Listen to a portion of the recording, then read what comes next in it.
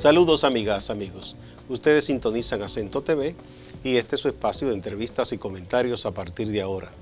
Recuerden ustedes que nos están sintonizando en el canal 38 de Claro TV, en los canales 39 y 439 de Altiz y en el canal 41 de Star Cable en Santiago de los Caballeros. También a través de las páginas acentotv.do y acento.com.do. El tema de este día, a partir de ahora, continuando con las conversaciones con los analistas y sociólogos y politólogos y académicos para un poco tomarle el pulso a la situación nacional. Vamos a conversar con el doctor Juan Miguel Pérez, sociólogo, profesor de la Universidad Autónoma de Santo Domingo y sobre todo una persona que da un seguimiento muy agudo a la situación de la sociedad dominicana, del pueblo dominicano. Vamos primero a una brevísima pausa.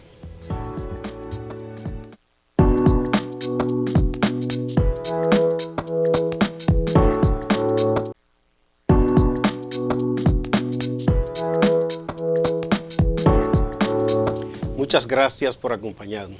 Juan Miguel, qué bueno que estés por acá. Tenía pendiente traerte, he estado conversando con varios sociólogos, politólogos, y yo sé que tú siempre marcas una diferencia en los análisis que haces de los asuntos de la política, la sociedad. Estamos viviendo una coyuntura muy especial, no por las estridencias de los enfrentamientos de que si Leonel, que si Danilo, que si se cambia la Constitución. Yo creo porque algunos coinciden, y no sé si serás tú uno de los analistas, en que hay una oportunidad quizá de que el pueblo pueda hacer cambiar algunas cosas. Tú me dirás, te lanzo la bola.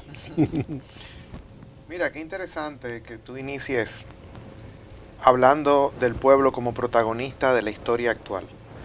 Porque usualmente cuando hablamos de política, hablamos en un grupito que tiene las posibilidades de utilizar tiempo ocioso o tiempo de trabajo en algo que se ha vuelto una actividad para personas que tengan la posibilidad de desarrollarlo más allá de su sobrevivencia material, la política.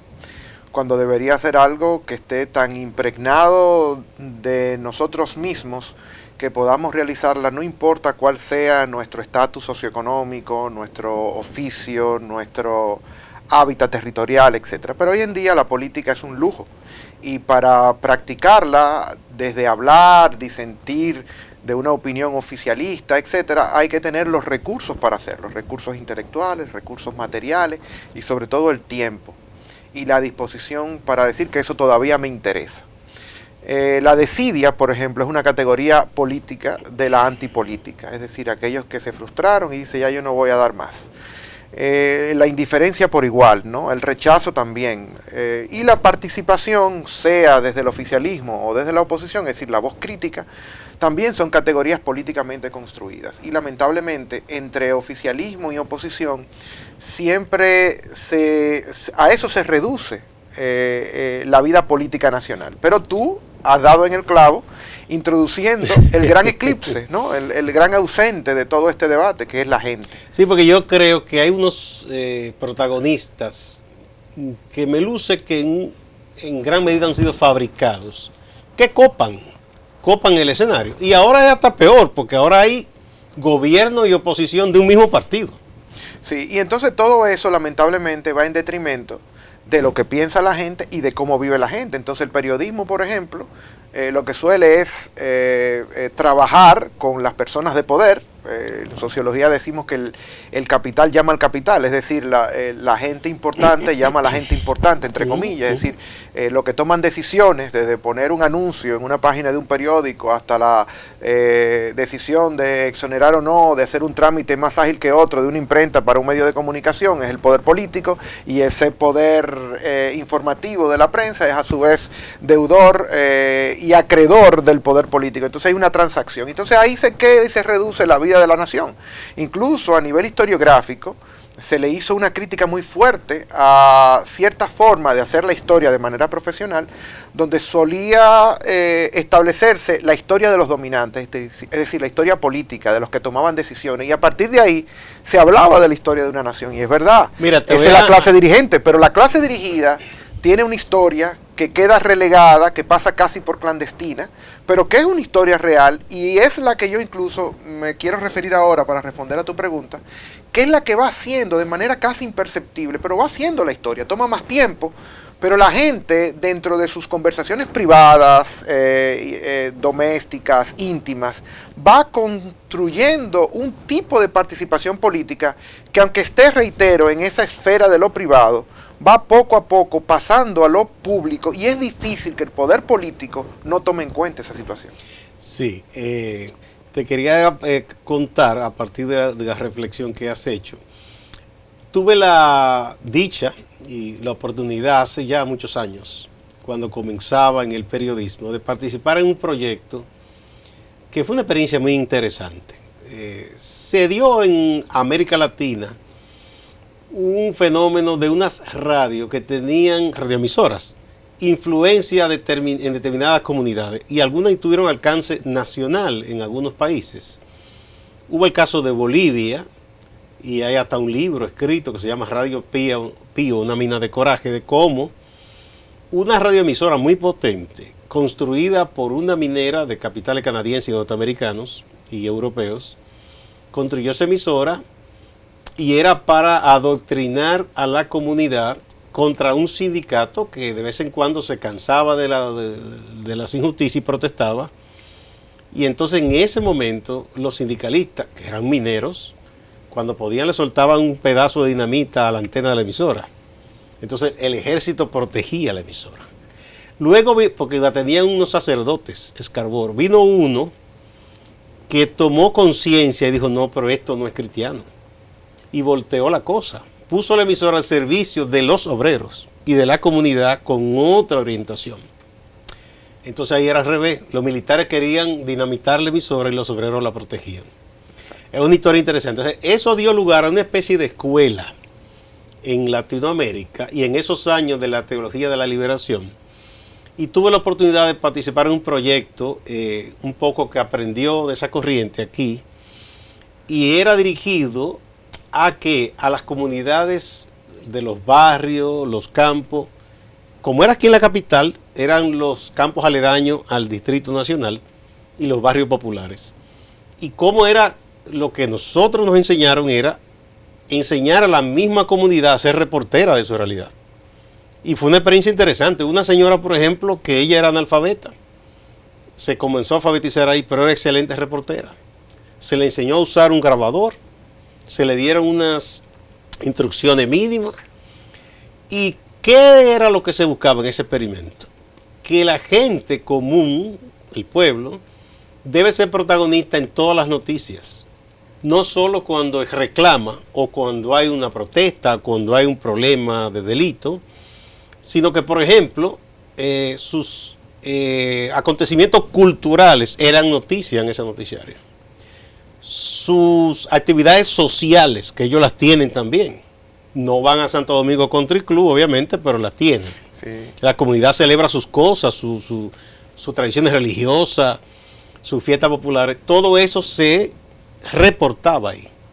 Era otra realidad, ese noticiario. ¿No? Y esa realidad, esa otra cara de la realidad, si tú tomas las noticias que cubren territorios y padecimientos de los humildes, te darás cuenta que siempre son enfatizadas con superlativos cuando los humildes son protagonistas, hacedores, por ejemplo, los atracos, etcétera. Las cosas negativas. Exactamente. Y entonces se deja muy poco espacio para decir que esos victimarios fueron primeros víctimas de un proceso mucho más complejo de explicar, pero necesario de habilitar para que la gente comprenda que los humildes no son humildes porque Dios los quiso, porque hay una fatalidad histórica, sino que es una construcción política de la pobreza, que la hace reproducir a partir de políticas públicas en unos pocos casos desacertadas y en otros casos perversas, porque son esas las que permiten que otros se beneficien arriba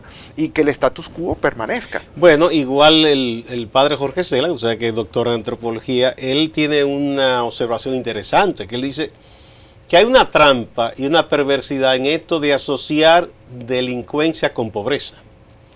Porque dice, si fuera así, estos millonarios de la política o del sector privado no robaran, no evadieran, ¿verdad? Y además, ¿dónde están los trabajadores? La gran mayoría están en los barrios pobres. Así es. Entonces, no es verdad que es pobre. Claro, pero tú sabes que se democratiza lo malo de los humildes, exacto, ¿no? Y se privatiza lo muy bueno de los sectores dominantes. Entonces hay un juego retórico muy elocuente que habla sobre cómo está estratificada y cómo los medios de comunicación se prestan precisamente a través, por ejemplo, de la estructuración de un programa de noticias, que tú solamente debes de tomar cómo se genera la jerarquía de información y tú te darás cuenta que sirve siempre para proteger e importantizar los temas de los ricos en detrimento de los temas de los pobres.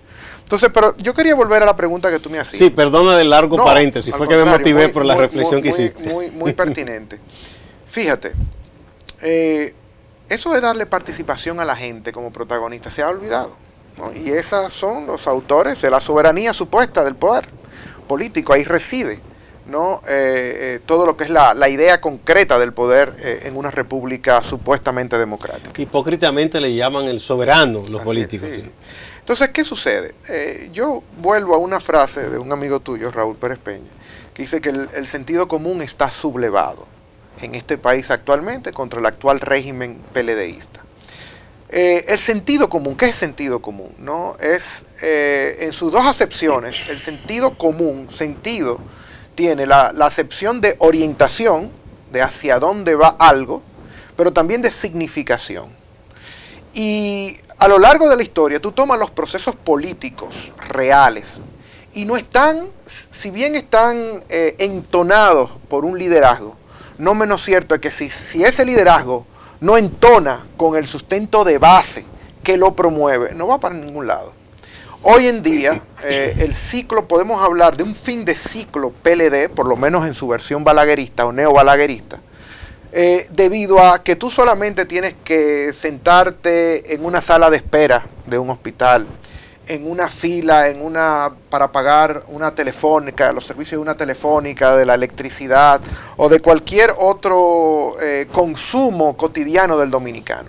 Y te darás cuenta de que hay prácticamente un consenso, hablo consenso porque hay excepciones, pero un consenso alrededor de la situación actual, no solamente apuntando hacia el actual gobernante, sino hacia ese que pretende ser su sucesor, pero también a la clase política en general, aunque hoy lo que estoy observando es un ligero giro, donde antes había una antipatía a la política de manera integral, a la clase política, por lo menos en su versión profesionalizada, como es la partidocracia, y hoy en día ya ante estos aprestos reeleccionistas más o menos frustrados, ya lo que hay es una precisión aún más aguda de ese sentido común sublevado de la gente, que comienza ya a ver una situación por jerarquías, es decir, de igual manera saben lo que es la clase política en esa amalgama de colores, pero va dando prioridad a los niveles de rechazo de acuerdo a su cercanía con el poder actual. Y eso, sin duda alguna, tiene expresiones como, por ejemplo, en esta reciente irrupción que hizo una serie de personajes del showbiz, de la farándula, en la política, y cómo la propia gente, muchos de ellos seguidores en su campo profesional, como yo le llamo, los profesionales del boncho de la chercha, ¿no? Cómo dentro de ese propio campo ya los ciudadanos actuando no ya como fans de ellos, sino como ciudadanos, entonces les reclamaron no su irrupción en la política, sino su irrupción de la política a partir de una plataforma totalmente desprestigiada, no, como lo es el uno Partido de la de Liberación ellos, que es un Dominicana. joven muy querido y que comediante, que participa en la radio, que es Correa, desistió. Así es. Que creo que fue inteligente su decisión, porque él tiene méritos propios de lo que él ha logrado, ¿verdad?, como una persona, como artista, y decidió que no. Y lo decidió en base a esa reacción. A eso sí, porque veces que ha llegado y gente le dijo, mira, te queremos mucho, pero no. Y él tuvo la cordura de decir, no, esto es un error. Entonces, ¿qué sucede? Que la acumulación de distancia que ha construido, que ha fabricado esa clase dirigente de la clase dirigida a partir de diferentes mecanismos, algunos intencionados y otros no, ha hecho que la gente, por donde le estén bloqueando, no pueda pasar, pero que utilice caminos anexos, alternativos, por donde esa palabra se construye. Es decir, ese comentario que solamente por a veces miedo, por a veces timidez o incluso por ignorancia, solamente se canalizaba en una conversación de comedor o en una tarde de ocio en un colmado, hoy está pasando a través de otros niveles, el transporte público, los espacios donde usualmente la gente comienza a expresar su hartazgo. Es decir, ese hartazgo al final, ese hastío, no ha podido ser silenciado del todo, ¿no? Y eso ha ido poco a poco conquistando espacios de la gente en la que la propia indignación ha ido tomando combustible. Interesante que tú señales eso, porque cuando, incluso en los momentos en que ha habido regímenes muy autoritarios y que la gente en principio tiene miedo, por ahí es que se va soltando. Yo recuerdo cuando ya la gente estaba harta de Balaguer, al final de los 12 años, que ya la gente comenzó a soltarse las guaguas. Asimismo, en una espera de hospital, en los carros públicos, comenzó a hablar de la necesidad de un cambio. Y fíjate, en el caso nuestro, que no es totalmente el caso balaguerista, porque ha sucedido el neoliberalismo, que tiene otras formas de represión tan crueles y fundamentalmente y estatalmente construidas como lo fue la Banda Colorada, pero aquí no te matan a partir por razones políticas, sino por razones socioeconómicas. Hoy en día todo eso va tomando diferentes formas, ¿no? Y lo interesante es que la gente dentro de su desarrollo se ha ido politizando a golpe de indignación. Es decir, antes habían ideas políticas que alaban la indignación. Hoy en día esa indignación comienza a tener más pesos que los programas de asistencia mediante los cuales el neoliberalismo, enmarcado en el PLD, trataba de darle oxígeno a una agonía para mantener anestesiada, exactamente. ¿Cómo se expresa esa politización de la gente? Bueno, esencialmente en un primer momento era con una antipatía, es decir, con un rechazo a la política. Lo que pasa es que hoy la política no pasa por los canales tradicionales por donde la política pasaba. Antes la política era el ingreso a un partido político, era la expresión de un tribuno en un espacio como la universidad, ¿no? Que todo eso también hay que revisarlo, ver si todo era exactamente así. Ciertamente, por ejemplo, en los 12 años, la politización de los barrios era una realidad. Es decir, aquí había Línea Roja, el MPD, o sea, aquí había un grupo. No, y había un movimiento clubístico que se veía de cortina, de sombrilla, porque para un poco evadir la represión. Por supuesto, y entonces a partir de todo eso se generaba una militancia política con lo cual se identificaba lo político en una sociedad. Hoy en día eso político pasa por ese rechazo, por ejemplo, de la antipolítica. Pero ese rechazo a su vez se escapa por otras vías. Y entonces tú tienes, por ejemplo, toda una producción musical, rapera, que enarbola esa forma de hacer política. Por ejemplo, las manifestaciones, entre comillas, de irreverencia que los jóvenes más humildes, cuando van a enterrar a esos compañeros de tragedia, que han saltado al mundo delictivo y que caen abatidos en el mundo delictivo, sea por pares o sea a través de la institución policial, que a veces es más par que sus propios pares. Hay un cohecho. Exactamente. Entonces, ¿qué sucede?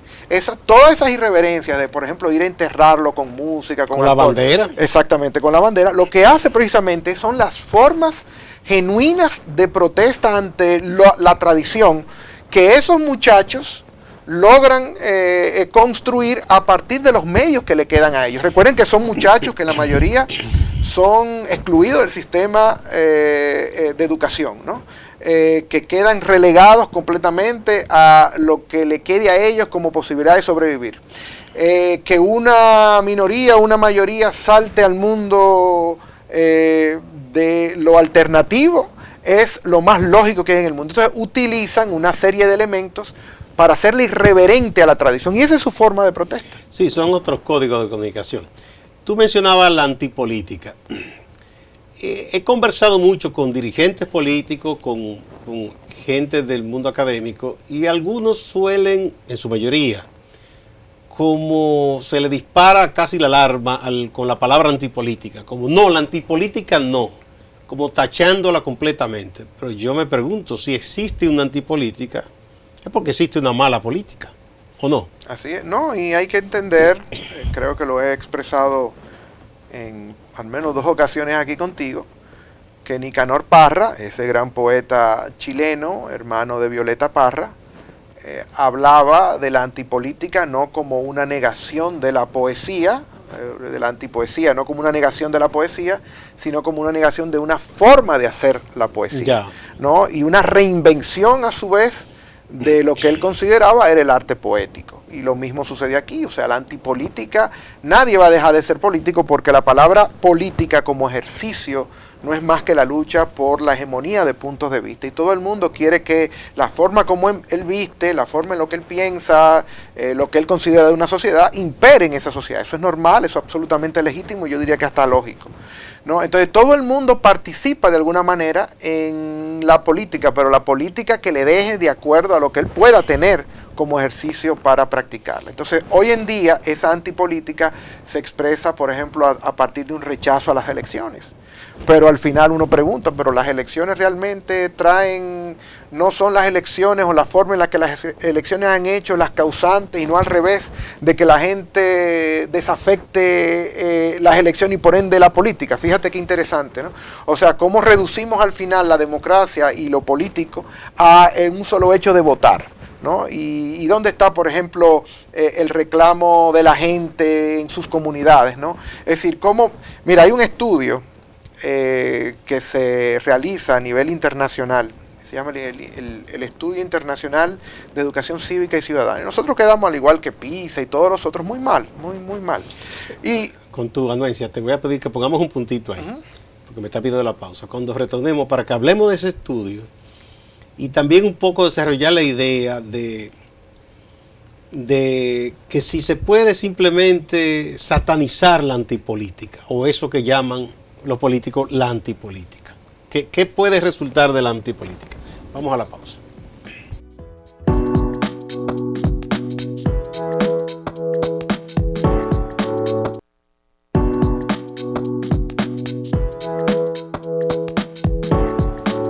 Muchas gracias por continuar en A Partir de Ahora. El doctor Juan Miguel Pérez nos está ayudando un poco a echar una lectura a la situación de la sociedad dominicana en estos momentos, que hay tantos aprestos por los asuntos electorales, aparentes contradicciones entre gente de un partido político, los que aspiran a ser líderes de oposición o a disputarle el poder a quienes están en el gobierno y esas cosas.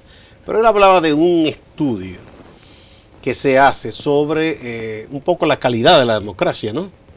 Y que nosotros ahí, como en otras mediciones, no salimos muy bien parados. Sí. Pero fíjate, lo interesante de ese estudio no es tanto la respuesta de los estudiantes, sino cómo ha sido construido el estudio. Y todos los supuestos que la clase dirigente, incluyendo la burocrática que dirige las riendas de la educación, por ejemplo en República Dominicana, pero a nivel internacional el fenómeno es más o menos el mismo, construyen la idea de democracia, una idea de democracia desde arriba, es decir, la idea institucionalista de democracia, es la idea que le exige a los ciudadanos respuestas democráticas a lo que, por ejemplo, en el caso nuestro, no se le ha provisto desde las instituciones. Entonces nos quejamos, por ejemplo, de que los niños dominicanos respondan de que prefieren que no haya congreso, que haya una dictadura en lugar de democracia. Pero ¿qué sucede? Cuando aquí lo que ellos viven en su diario vivir es una no democracia. No iremos a definir, a involucrarnos en querellas de si es dictadura, si es democracia. Vamos a llamarle una no democracia, una negación de derechos democráticos, desde la participación hasta la calidad de los servicios públicos. Entonces nosotros no tenemos cómo pedirle a los ciudadanos que estén encantados por lo que nosotros lo hemos desencantado precisamente como estructura social que le niega a esos estratos de la población dominicana oportunidades reales, y tienen ellos entonces que acudir o a la resignación dentro de una reproducción social agobiante, o más bien entonces dentro de los más atrevidos, y yo eso lo he dicho en otros lugares y a veces puede escandalizar, pero más escandalizante es si no lo dijera, que lo más radical que se está haciendo ahora mismo en términos de irreverencia a la tradición, lo hacen esos muchachos humildes cuando saltan a atracar, que no es más que la acción mediante la cual un individuo que se siente aislado y desesperanzado, ¿no?, trata de adjudicarse por medios propios, en este caso la violencia física, incluyendo que puede llevar a la lamentable muerte del atacado,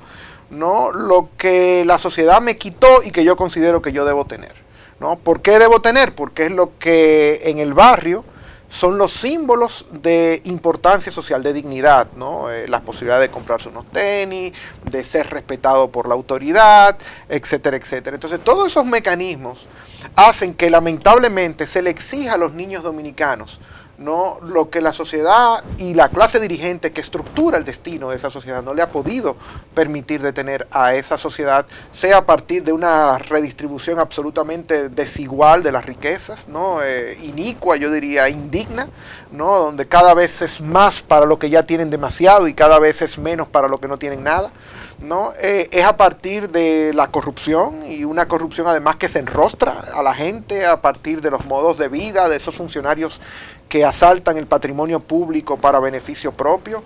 Es la indiferencia de una clase política que irrespeta las condiciones en las que vive la gente, y cuando digo la clase política también le doy parte a la oposición, que no es la que tiene toda la responsabilidad principal la tiene la clase gobernante, pero detrás de esa clase gobernante entonces también agregar el tema de que todavía vivimos, como lo hemos expresado aquí, en una sociedad golpista donde el CONEP, la IRD y todos esos mecanismos del gran empresariado tienen el control prácticamente absoluto de cómo se maneja aquí, desde las leyes hasta el Poder Judicial y por supuesto desde la política internacional hasta la política municipal la maneja aquí.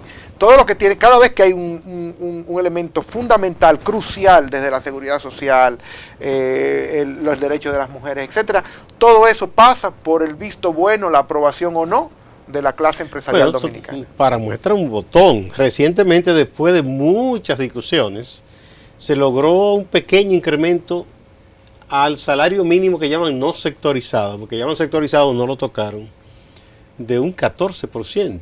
Y sin embargo, ya están sometiendo recursos diciendo que eso no puede ser, que eso no se puede aceptar. Imagínate tú. Entonces, cuando tú tienes un dato como ese, un dato además que es usualmente manipulado por los medios de comunicación que responden a ese empresariado, ¿no? Entonces tú tienes una situación de no democracia. Entonces la gente, eso ya cuando están un poquito más adelantados en sus vidas, como por ejemplo en el caso de mis estudiantes universitarios, que llegan a la UAS siendo ellos mismos casi milagros de las diferentes trabas que le pone las instituciones en su negación de derechos, pues cuando llegan ahí no les interesa la política, porque la ven como una payasada. Entonces esa es una expresión de la antipolítica. Exacto. Que no se puede satanizar. Claro, pero entonces la verdadera antipolítica es la que practican los políticos profesionales. Tú ves, esa es la negación de política, porque es la negación de democracia. Entonces no es del lado de los que están rechazando esa política que hay que buscar el absurdo. Es del lado de quienes construyen el absurdo como forma ordinaria de hacer política. Siempre en el lenguaje hay una trampa.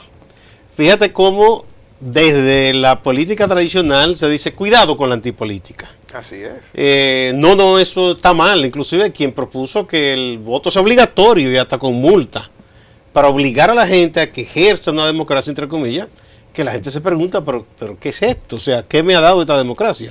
Y en los inicios, incluso dentro de los propios procesos, porque hay un elemento de fraternidad casi corporativista dentro de políticos que ejercen este oficio de interés por la cosa pública y de conquista del poder para lograr esos intereses de la cosa pública de manera instituida, hay una especie de cofradía. E independientemente de las diferencias de bandos o incluso ideológicas, se defienden entre sí. Y al final coinciden. Exacto. Entonces, quedamos de espalda a la gente. Es decir, por ejemplo, en el caso de la izquierda, muchas veces lo que vemos es que estamos más cerca del otro político que de la gente que supuestamente nosotros representamos. Mira, ahora con lo que ocurrió en el Congreso, que en un momento una de las partes enfrentadas decía que eso es un golpe de Estado al Congreso, que sé yo cuánto, y que estaban llamando a la gente, supuestamente al pueblo, a defender su Congreso. Yo vi unos muchachos que parece que estaban de uno de esos grupos regando como unos volantes, diciéndole, y yo por curiosidad me le acerqué a una de las personas que le dieron uno de los volantes, pues dice, yo exponerme para defender ese Congreso, pero ni loco que yo esté. O sea, yo me reí un poco, hasta no suelo hacerlo, pero en un tuit dije, y es que alguien en su sano juicio piensa que la población se va a sentir convocada y conmovida y decir, déjame a defender el Congreso. Por el contrario, y eso es exactamente lo que pasa en estos estudios, que cuando de repente ven las respuestas a nivel internacional y dicen, oh, caramba, mira cómo responden los dominicanos a si quieren o no el Congreso, si el Congreso es creíble o no, pero están olvidando que uno desafiar al Congreso es más honorable que los propios honorables, entre comillas, que están supuestamente representando a la gente, cuando lo que están es tejiéndose todos esos teje-maneje de traición a los representados que supuestamente votaron. Obvio, por que ellos. no es que estamos diciendo que está bien que la otra parte del Ejecutivo enviara policías y militares, no es eso que estamos diciendo. Por supuesto. Pero es un poco porque la gente tampoco no es tonta, no se deja tomar el pelo entonces, tan fácil. Y en el contexto dominicano, eso es lo interesante de ese tipo de estudios que necesitan siempre un calibraje a nivel de contextualización. En el caso dominicano, aquí hay un dicho que dice, ¿tú eres diputado? No, espérate, más respeto.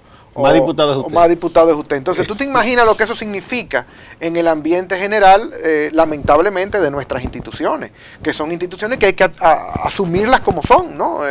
Aquí las historias de edulcoración y de eufemismo, yo creo que nosotros se la podemos dejar para los diplomáticos que quieren presentar otro tipo de República Dominicana diferente al nuestro. Ese es su trabajo y a través de ello tienen incluso dinero público para hacer desfilar una visión de este país muy diferente en la Feria de Madrid, etcétera. Pero esta realidad es muy diferente a esa, ¿no? Esta es otra cosa, esta es otra historia, ¿no? Estos no son los elementos culturales tan precarios que está mostrando, por ejemplo, a nivel de literatura o de otras formas de expresión cultural nuestro país. La verdadera cultura es la que se vive en la calle, y la verdad es que nosotros tenemos que decir que los grados de violencia que los dominicanos, con los cuales los dominicanos salen a la calle, es el reflejo de una violencia estructural muy bien canalizada a partir no solamente de servicios públicos deficitarios, sino servicios públicos que hacen lo contrario a lo que están llamados a hacer dentro de sus funciones ordinarias. Por ejemplo, si usted va a una clínica o a un hospital, lo importante es que la atiendan, no que la dejen morir en una sala de emergencia,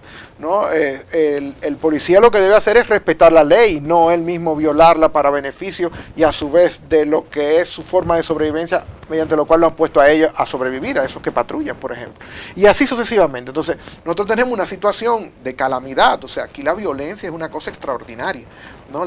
¿Por qué? Porque hemos quedado en una especie de jungla en el que con la poca institucionalidad que hay, o más bien la institucionalidad de la ley de fuerzas, hace que desde un feminicidio hasta el militarismo con el que tú tienes que poner, por ejemplo, yo he visto asimilados que andan vestidos de militares porque esa es una titularidad, ¿no? Ese es mostrar el uniforme, aún tú no seas un miembro ordinario de las fuerzas del orden, es tú mostrar una autoridad que de otra manera te la niegan, ¿no? Bueno, de hecho, gente que y todo eso, trabaja escúchame, como asistente de un funcionario, a veces ni siquiera es policía ni militar. Y todo eso es pero muy se coherente. hace de una ropa de esa para Claro, mostrar autoridad. ¿no? Y te ponen la gorra delante En el del carro. vehículo. ¿Tú entiendes? Todo eso es coherente. O sea, la política, fíjate, la política, desde los feminicidios hasta la política del gimnasio, esta nueva forma de construirte capital social a partir de tu capital corporal,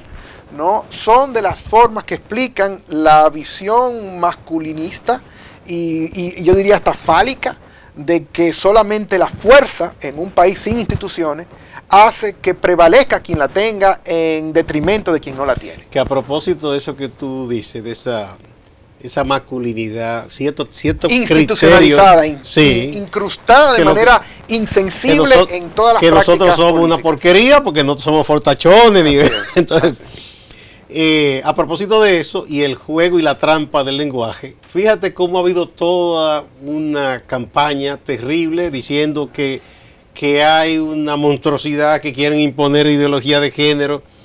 Y ha habido varias respuestas muy inteligentes de algunas amigas y amigos diciendo, bueno, bien, vamos a aceptar que existe una ideología de género, pero ¿cuál es? No es esta que ustedes, es la de ustedes. Es eso, de un patriarcado durante muchísimos años, de entender que alguien es superior al otro, que el fuerte, que el hombre no puede tener sentimientos, que el hombre no llora, que la mujer es para esto, el hombre para esto. Eso sí, ideología de género de verdad. No escandalizarse porque se le quiera decir a los niños enseñar que debe tener equidad en el trato con las compañeras. Así es. Sí, pero fíjate cómo el lenguaje tiene sus trampas. No, claro, porque acuérdate que el lenguaje lo fabrica el dominante. Y el dominante va a construir, el plano estético es por igual, o sea, el cabello lacio, el cabello... pelo bueno, pelo malo. Pelo malo se construye a partir precisamente de una historia de dominación. Es decir, ¿a qué le llaman el cabello bueno? El cabello de los ricos, al cabello de los que usualmente son los ricos en este país, ¿no? Y entonces el cabello malo es el cabello que estigmatiza, porque quien tiene el control de lo bello, ya por ahí tiene muchas cosas conquistadas de avance, fruto de un avasallamiento. ¿no? De lo bello, entre comillas, claro. Sí. Entonces la nariz fina, el cabello lacio, el pelo blanco, la piel blanca, todos esos elementos forman parte de los bastiones, de los búnkeres, desde los cuales los dominantes mantienen una distancia de los dominados tranquila, o sea, donde hay una dominación no por ejercicio de la coerción, sino por definición, ¿no? Y esa definición es la que hace que las clases dominantes les sea mucho más fácil mantener a la gente quieta, porque la gente además se prejuicia consigo mismo y establece esa relación de estigmatización de sus propios incluso rasgos culturales. Obviamente, reniega de lo que es. Así es. Sí, lo que decía Octavio Paz. Se censura. Del pueblo mexicano, que decía que, bueno, lamentablemente el aborigen quería ser cholo y el cholo quería ser blanco. Y le vive rindiendo tributo a esa dominación. O sea, el dominante, eso se ha estudiado en sociología mucho. Bueno, Frank Fanon decía aquello, que el éxito del dominador era cuando el dominado comenzaba a pensar como él. Exacto. Entonces la dominación siempre es un ejercicio de co-operación. Bien. Es decir, siempre hay la participación, a veces muy militante, del dominado en su propia forma de dominación. Juan Miguel, a todo esto y observando lo que está pasando, ¿cómo tú piensas que podría uno diseccionar la situación para no confundirse, verdad? Porque todo esto hace mucho ruido, ya de lo que tú has hablado, los medios, todo. Escoge unos protagonistas de la sociedad y de una realidad que no es la que toca la generalidad de la gente. Vimos gente que fue, por ejemplo, a esa protesta al Congreso, vemos la tiranteza entre la gente de Danilo y Leonel, hay quienes hacen un ejercicio desde la oposición. ¿Qué podría la gente observar ahí para que no le tomen el pelo, para que no le engatusen? Mira, lo que pasa es que eso pasa a través de formas absolutamente inadvertidas por la gente, de censura o de falta o déficit de acceso a esas formas políticamente activas. Comenzando porque muy probablemente este diálogo que tú y yo estamos teniendo sale en un horario de trabajo, un horario en el que la inmensa mayoría de los más quizás ni tienen televisores para verlo. O no hay luz, o no hay telecable. Entonces los más necesitados están hace rato buscándosela afuera. Si tienen la suerte de tener un trabajo o una mala suerte de tener un trabajo con los salarios que tú decías anteriormente, pues están buscándosela ya. Es muy difícil quedarse en su casa en tiempo ocioso cuando tú perteneces a unas clases humildes. Entonces ya por ahí entra el ya proceso ahí está la primera barrera. Claro, lo otro es que tengan voces disidentes a que escuchar. Y usualmente esas voces disidentes pasan por lugares de entretenimiento. Por eso la importantización que se le está dando a la farándula, o lo que yo he llamado la farandulización de la política. Porque hoy en día la conexión que tienen con el colectivo, esos individuos enfrascados en luchas realmente heroicas, épicas, para poder sobrevivir, lo hacen a partir de lo único que le queda, que es el ocio de entretenimiento, para poder tener un poquitico de escape a lo que es su realidad en zozobra. Entonces, por eso estos llamados influencers son personas que hoy en día están jugando un rol político en la sociedad dominicana, porque son aquellos que tienen la posibilidad de darle voz, aún sea a partir de un entretenimiento, y tiene que ser así porque eso es lo único que le queda a la gente cuando llega a su casa cansado, etcétera, para poder distraerse. Es decir, el neoliberalismo lleva a la gente a niveles de desesperaciones tales que solamente queda lo intrascendente como forma de comunicarse con la trascendencia colectiva. Y esa trascendencia colectiva, a su vez, con esa farandulización que tiene, entonces se vuelve un proceso político per se. Lo que pasa es que ni siquiera en el mundo académico se tiene la perspectiva de ver esos espacios como interesantes desde el punto de vista político, esa conexión, reitero, con ¿No se le ha dado la importancia para estudiar ese fenómeno? Claro, porque la academia también forma parte, sobre todo en este país que es tan poco rigurosa, que está muy vinculada al ejercicio de 40 horas de docencia, que está también muy vinculada a los informes ONGistas, que son informes que tienen muy poco de teoría, muy poco de rigor académico, o que están muy vinculadas al poder político. Entonces, lamentablemente, el ejercicio de investigar en nuestro país tiene mecanismos muy vinculados al inmediatismo, al informacional por encima del conocimiento. Tú hablas de esos influencers. A propósito de lo que ha comenzado a ocurrir hace un tiempo a esta parte, que en los mítines masivos que hacen esos políticos que tienen dinero, están contratando a estos muchachos que han triunfado en lo que llaman la música urbana y todo eso. Yo me preguntaba el por qué. Me estaba diciendo nuestro corresponsal en Santiago, Máximo Laureano, que él es un activista cultural y de asuntos comunitarios, él y su esposa. Él me decía que los muchachos de los barrios dicen, no, que a ellos les encanta que hagan un meeting de estos políticos ricos, dice, porque ahí llevan, por poner un ejemplo, a uno que le llaman el Alfa, Monza La Para. Dice, esos muchachos salieron de los barrios, pero ya cobran en su concierto un dinero que nosotros no podemos pagar. Y si el político lo lleva, pues ahí vamos. Claro. Y muchas veces por eso es que lo ponen ya un poco de último, claro, para que la gente se quede para verlo. Pero todo, ahí es que tú ves. Entonces fíjate que es juego de mentira, porque el muchacho que va no va a escuchar el discurso, va a ver a su artista. Pues, pero hace rato que la política dejó de ser cautivante. hace tiempo. Por eso que te digo que la gente no es tan bruta como los políticos piensan que es. ¿No? Ellos saben muy bien cómo interactuar con quienes te van a engañar, ¿no? Y lo engañan entonces a ellos, ¿no? Y lo engañan porque para ellos un voto... Es un juego de fingidos ahí. Exactamente. Entonces, ¿qué sucede? Que ahora, lo importante es tratar de ubicar esas fuerzas o intenciones de cambio en este país, tratar de ubicar, de identificar, mejor dicho, los lugares de lo político en nuestro país. Y a partir de esta realidad, utilizar estrategias pedagógicas, que no es más que ese ejercicio mediante el cual yo trato de atraerte con un fin noble, digno, como es por ejemplo el caso de la educación, hacia la posibilidad de un cambio, hacia la posibilidad por ejemplo de atraerte nuevamente a la política. Y eso evidentemente que se trata, el oficialismo como tiene más poder y a veces más ideas que la propia oposición, trata de utilizar a estos símbolos de conexión de el desenrutado con lo público a partir de los influencers para tratar de atraer eso que hace tiempo perdieron. Es decir, nosotros sabemos hoy en día, para ponerte dos casos, que el caso de la senadora de la provincia de Santo Domingo o el caso del senador del Distrito Nacional son personas absolutamente carentes de carisma, de prestigio, de popularidad, de credibilidad pública dentro de sus circunscripciones, ¿no?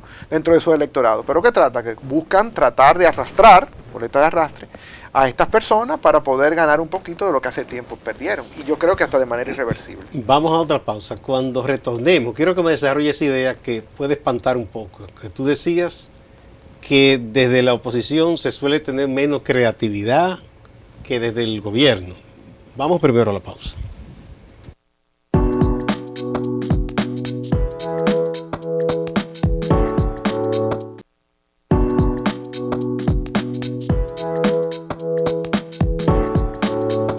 El doctor Juan Miguel Pérez, sociólogo, profesor universitario, es un seguidor permanente de las expresiones de la sociedad en sus distintos niveles y sobre todo trata de visibilizar a esa persona, a ese ciudadano, ciudadana, de los estratos sociales que muchas veces no son foco de atención de lo público, de lo privado, de los medios de comunicación. Y se obvia que ahí hay un ejercicio de la ciudadanía con muchísimos aspectos interesantes. Y por eso hemos tratado de conversar con él. Tú decías, antes de pedir el segmento, que se suele a veces de la oposición ser menos creativo que desde el gobierno. ¿Cómo es eso? Porque eso espanta un poco que sea así. Porque se supone que el que está, digamos, de contrincante debe ir a la vanguardia, ¿no? Hasta en los deportes así. Sí, salvo que el Estado es el Estado. En nuestro país, yo una vez hice un estudio sobre los 3 tiempos de la política. El tiempo de gobernar, el tiempo de la reconquista del poder y el tiempo de la política en el marco de las ideas. Y yo entrevisté a 3 actores políticos, uno del partido oficialista, uno del partido de la oposición y uno del partido de la oposición de los llamados minoritarios. Y te voy a dar 2 ejemplos. El primero, recientemente, hasta la semana pasada, el liderazgo de la oposición política en este país era Leonel Fernández. Sí. Es decir, aquel que llevó sus seguidores incluso utilizando figuras públicas de arrastre, en el caso por ejemplo de Johnny Ventura, que trataba de atraer su legitimidad ganada en el campo de la música al campo de la política, y estaban dándole al frente del Congreso, ¿no? Y ellos eran la oposición política en este país. Pasaron unos días y de repente vino una idea con ciertos días de retraso de parte del principal partido opositor y al otro día... De uno de los líderes de ese partido, porque oficialmente el partido no ha asumido eso. Incluso hasta públicamente lo rechazó, aunque luego se echó para atrás. Pero lo interesante de eso es cómo inmediatamente el candidato o precandidato opositor asumió eso. Todos los periódicos asumieron 2 cosas. Primero, asume el liderazgo de la oposición y asume un liderazgo, una función opositora. Las 2 cosas. Pero eso es un ABC de la política, ¿no? Lo que pasa es que yo no sé si es que están distraídos tanto en todos estos elementos burocráticos de candidatura, de divisiones internas, etcétera, etcétera, que le hacen descuidar la estrategia política, los fundamentos, como llaman en el argot beisbolero. En otras palabras, le habían dejado prácticamente el escenario solo al PLD, que jugaba a gobierno y oposición al mismo tiempo. Exactamente. Y eso es en el caso de el acontecimiento, es decir, los acontecimientos, los hechos de toma de calle, ¿no? De toma de la plaza pública. Pero si nos vamos al campo de la idea, es peor. Es decir, si realmente usted está queriendo hacer trascender su discurso, primero muestra el discurso. Pero yo creo que el discurso no ha sido trabajado lo suficiente. Es decir, aquí hay también un gran déficit, un descuido, un menosprecio de las ideas y los partidos no terminan haciendo, el partido de oposición, no terminan haciendo el trabajo de contrainformación, de la tarea. Entonces, de realizar y ver los nichos de podemos decir que esa es una político. De las falencias de creatividad. Por supuesto, claro que sí. Y todo eso... El discurso es una parte, ¿no? El discurso, o sea, ¿qué República Dominicana le están vendiendo a este país, más allá de los clichés? más allá de los clichés. Y si son clichés, entonces utilice una buena estrategia de comunicación para revestir el discurso, ¿no? Y hay formas, hay una y mil formas. Lo que pasa es que la mayoría, fíjate qué es lo que pasa, la mayoría de la clase política tiene vínculos orgánicos con las promesas que los sectores poderosos que patrocinan hoy al gobierno le prometen también en caso de subir o no. Entonces tienen miedo y entonces se censuran. En lugar de atacar elementos fundamentales como por ejemplo el sistema financiero, que es... no, eso no lo va a atacar ningún político, no. Entonces imagínate tú, ¿no? Porque para ellos ir al CONEP es una medalla. O sea, que lo inviten a estos desayunos de la Cámara Americana de Comercio, esas instancias de legitimación profesional de la política, es más importante, ¿no?, que tú irte al encuentro con el pueblo. Tú no vas a escuchar ningún político de lo que tú entiendes que son, de lo que ellos mismos se consideran que ellos son los grandes y que tienen posibilidad, que te diga, yo voy a revisar todo eso de la Ley General de Salud y eso hay que cambiarlo. Ninguno te va a decir. No, por supuesto. Lo más que puede decir, bueno, habría que mejorarla.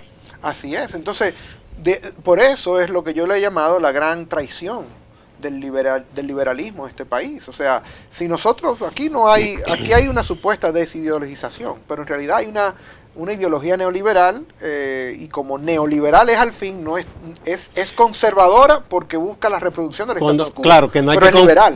Exacto, no hay que confundir lo de neoliberal con lo que en la tradición política son las ideas liberales.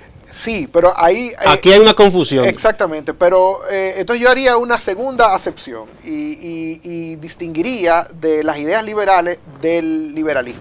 Es decir, porque de algún lado salió el neoliberalismo, ¿no? Sí, claro, pero digo para que la gente no se confunda una cosa con la otra, ¿no? Pero entonces ahí volvemos. Entonces el liberalismo en República Dominicana, que lo representa mejor que nadie el PRM y la socialdemocracia, le ha dado la espalda a la gente precisamente porque se vincula, o sea, se le cayó lo social y entonces están tratando de sostener como pueden pues lo están democrático. trillando el mismo camino que trilló el viejo PRD y el PLD. Exactamente. Lo que se ha dicho, que se entendía que con la llegada del PLD al poder, incluso porque Leonel Fernández en ese momento era un hombre joven, se pensó que se daría un paso de avance. Entonces, y lo que hicieron fue que se abrazaron las ideas más conservadoras. Si tú tienes el mismo, en términos, vamos a tomar 2 o 3 casos, en términos de la seguridad social, la misma posición PLD, PRM, Danilo, Leonel, Hipólito y Luis Abinader, en el caso de la migración por igual, en el caso de las condiciones de las mujeres por igual,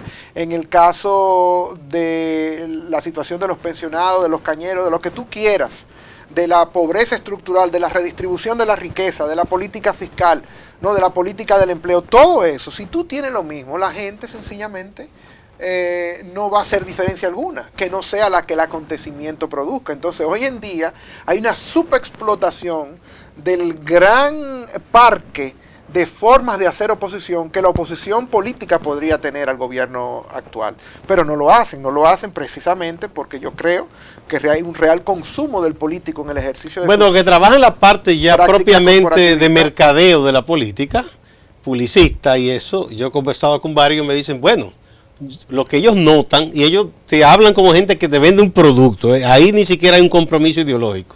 Profesionales de vender una marca, que puede ser un nombre, un partido, un candidato, que se hace difícil porque no ha surgido una propuesta que inclusive que ellos puedan crear cómo encantar a la gente, porque es que más o menos es todo igual.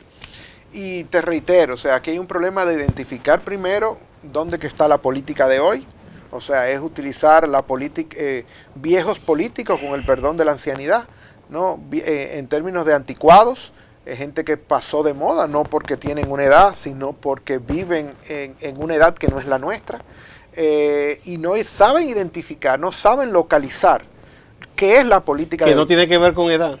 Porque no, el hombre que tiene más seguidores jóvenes en Estados Unidos es el más mayor. No, claro, Bernie Sanders. Por supuesto. Entonces, ¿no? Y la juventud, por ejemplo, de un Fidelio Despradel, defendiendo algo que está tan avanzado que ni siquiera se le entiende, ni siquiera se le oye, como el medio ambiente, sí, para un país como el nuestro, ¿no? Y haciendo unos esfuerzos extraordinarios. Exactamente. Sí. Entonces, lamentablemente, nosotros tenemos una situación de desfase.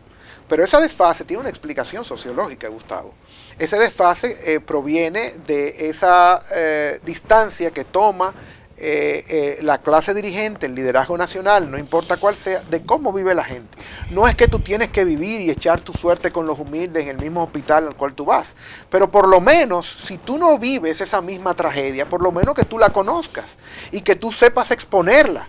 No, eso es sencillo. Eso Mira, no es eso es importantísimo. Yo creo que uno de los problemas serios que tiene cierto liderazgo de la política dominicana es que piensa que la vida termina después que salen del polígono, que no hay nada más fuera de ahí o de la academia donde van, no lo invitan a hablar. Y entonces muchas veces, Gustavo, y esto hay que decirlo con tristeza, muchas veces hasta por una necesidad que tiene el político electo, elegido, un diputado, lo que fuese, aún perteneciendo al partido de gobierno, como tiene un contacto necesario con su comunidad, porque de ahí depende su manutención, conocen mejor la realidad de la gente que esos que aspiran a cambiarlo.